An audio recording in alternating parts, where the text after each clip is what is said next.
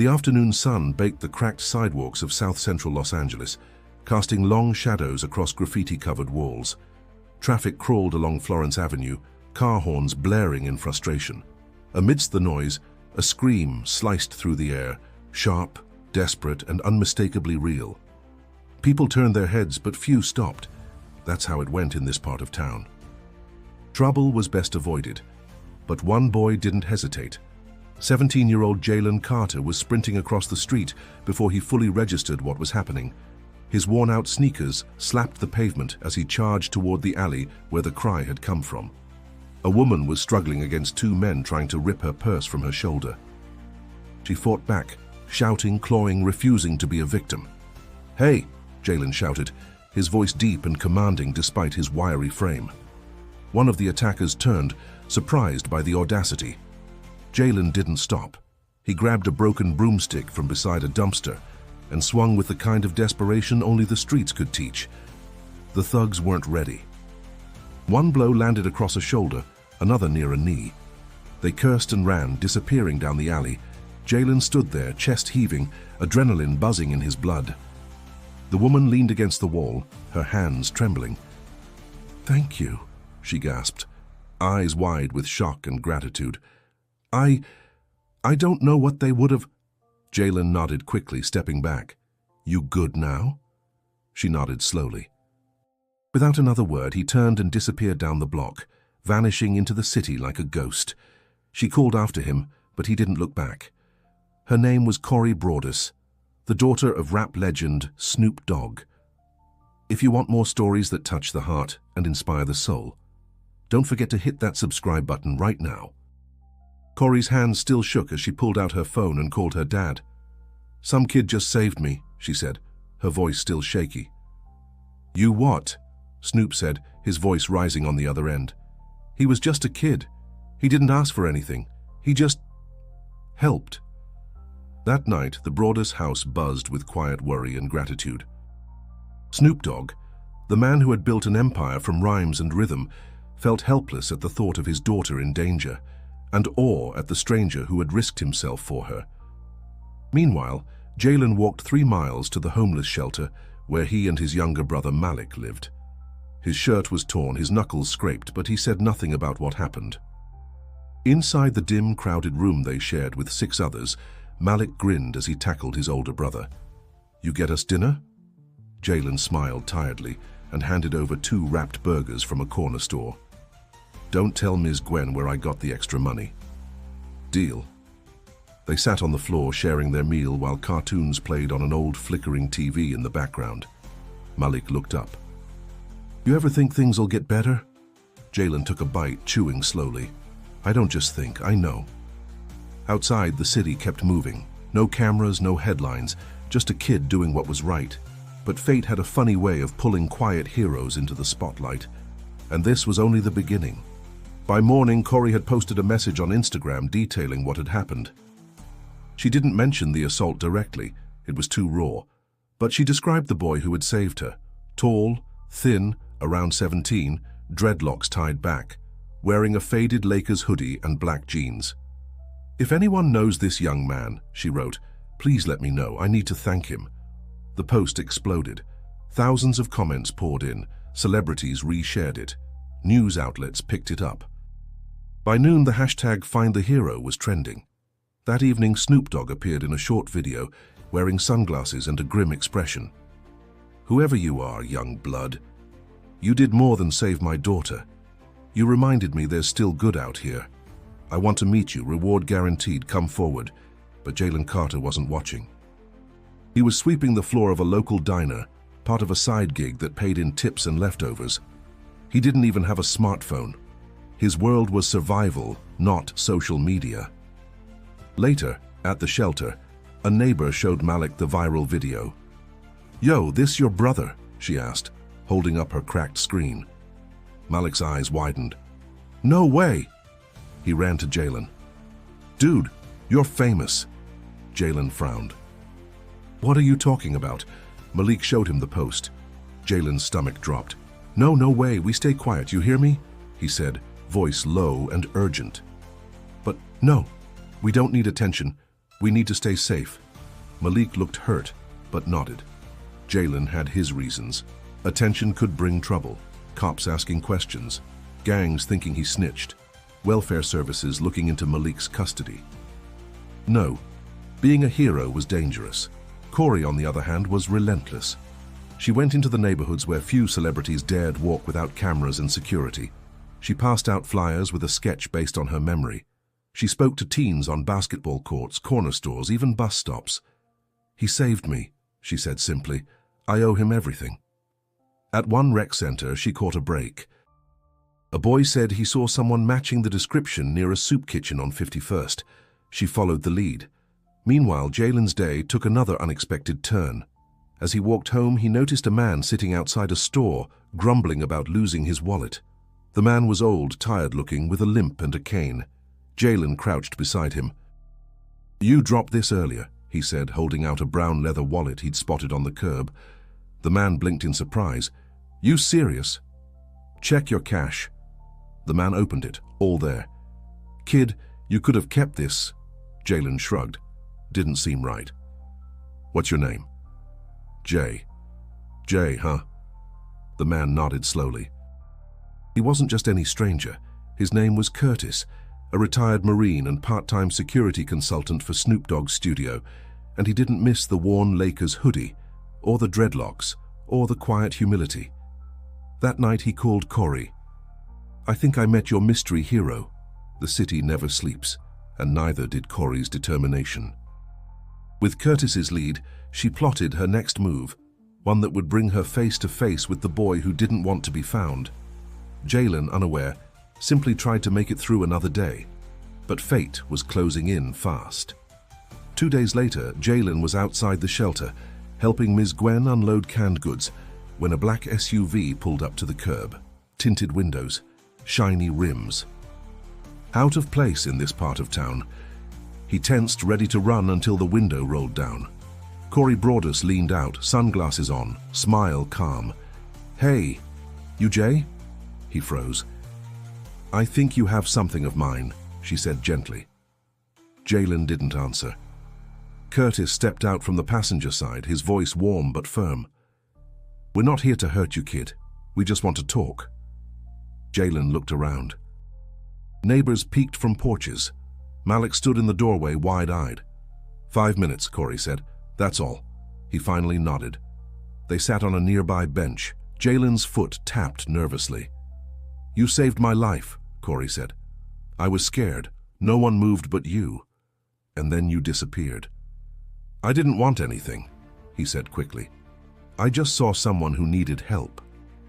She studied him. "But you could have gotten hurt. Didn't think about that." A pause. "You know my dad wants to meet you, right?" Jalen looked down. "Yeah. I saw the video."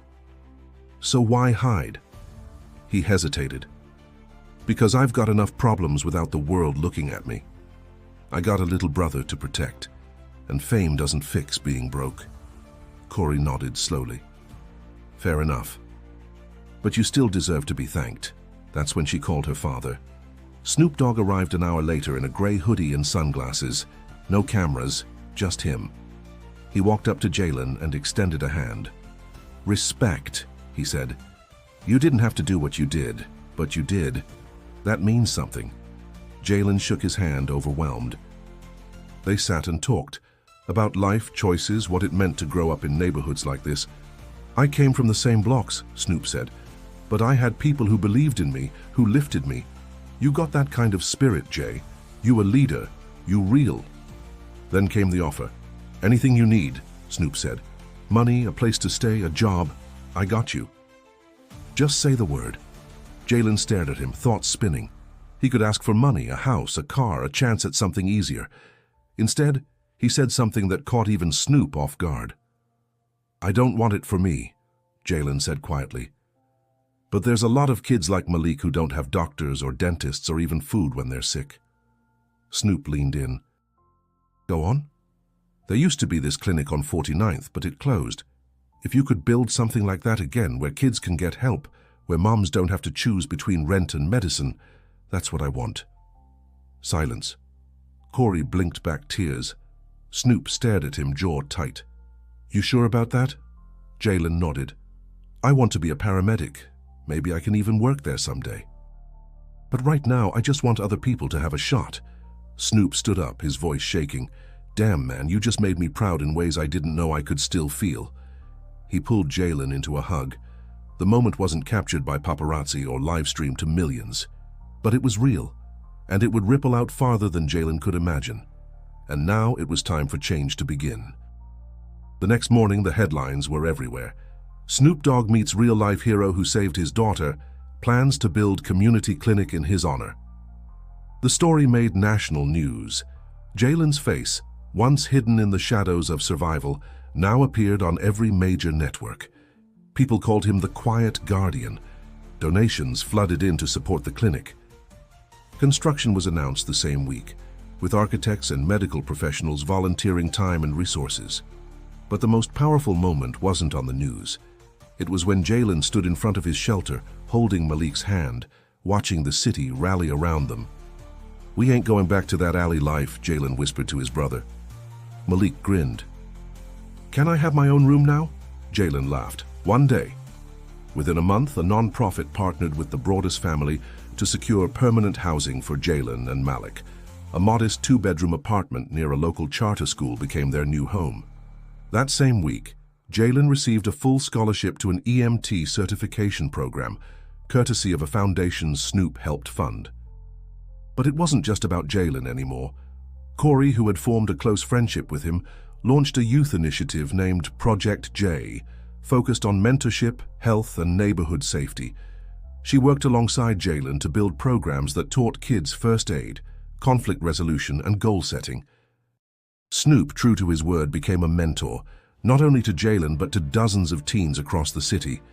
He brought in athletes, doctors, and entrepreneurs to speak at community events. And yet, Jalen struggled. Despite the new apartment, the media praise, and the hope rising in his wake, a gnawing guilt took root inside him.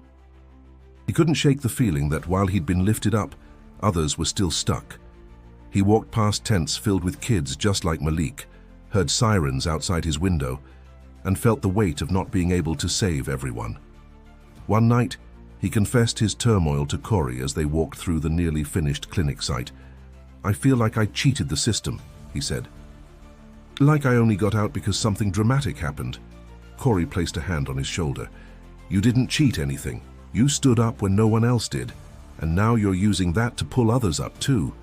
He looked at her, eyes tired but steady. "Then I need to do more." She smiled. "Good. Because we've got a lot of work ahead." At the clinic's ribbon-cutting ceremony, Snoop gave a brief but emotional speech. "This ain't just a building.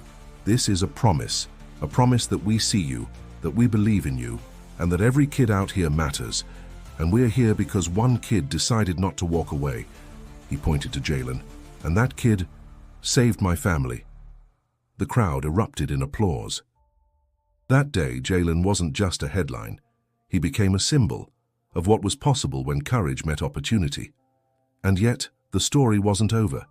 New challenges loomed: media scrutiny, navigating newfound attention, and keeping grounded while the world looked up to him. But if there was one thing clear now, it was that Jalen Carter wasn't running anymore. He was walking forward, one determined step at a time. 1 year later, the sun rose over South Central, and a new building gleamed on the corner of 49th and Central Avenue. The Angela Carter Community Clinic, named after Jalen's late mother, opened its doors to a line of families already waiting outside. Inside, the walls were lined with murals, portraits of hope, resilience, and neighborhood heroes. At the front desk stood Jalen, now an EMT intern, wearing scrubs with his name stitched across the chest. His posture was straighter, his eyes still sharp, but now with focus and pride. Malik sat in the lobby flipping through a homework binder. He now attended a private middle school on a full scholarship, played point guard for their youth basketball team, and had his own room for the first time in his life. Corey filmed the final scenes of a documentary she'd produced, titled "Saving Corey, Uplifting a City." It followed the entire journey, from the alley to the clinic, and highlighted how one decision by a stranger had changed hundreds of lives. The film premiered that night at a local theater with the entire Broadus family in attendance. Jalen, wearing his first ever suit, stood nervously before the crowd. Corey introduced him. He never asked for attention. He didn't want fame, but he gave everything when it counted, and he asked for something bigger than himself. That's what makes him more than a hero. He's a leader. Jalen stepped forward to speak. He looked at the crowd. Young kids, city officials, nurses, artists, former classmates, strangers. "I didn't think I'd ever be on a stage like this," he said, voice steady. "I used to be invisible. But that day, I saw someone in trouble, and I just couldn't walk away." He paused. "Most people think heroes wear capes. I think they wear hand-me-downs or name tags or carry groceries for their mum. What matters is that they act, even when no one's watching." The theater stood in a quiet hush. "And if I can do it," he said, "so can you." Thunderous applause followed. Backstage, Snoop pulled Jalen into a tight hug. "You saved more than just my daughter," he whispered, voice thick. "You reminded me what matters." They stood there, no cameras needed, no mics, just two men connected by a moment of truth. Outside, the documentary ended on footage of the clinic's first patient, a little girl getting a free checkup and smiling as the nurse gave her a lollipop. A simple act, yet monumental. As the credits rolled, YouTube comments poured in. Donations spiked again.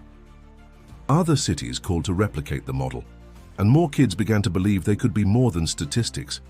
If this story touched you, subscribe for more powerful true tales, and don't miss the next inspiring journey waiting for you on screen right now. Click the video on your screen to continue your journey of hope, courage, and real-life heroes.